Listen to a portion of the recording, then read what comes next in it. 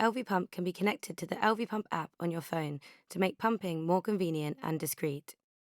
Open the Elvie Pump app and switch Bluetooth on in your phone settings. Turn Elvie Pump on and tap Continue.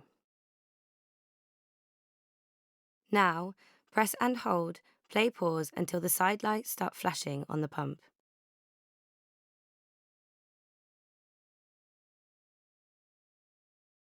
If you have a double pump, just tap Connect another pump to connect in exactly the same way as you did for the first.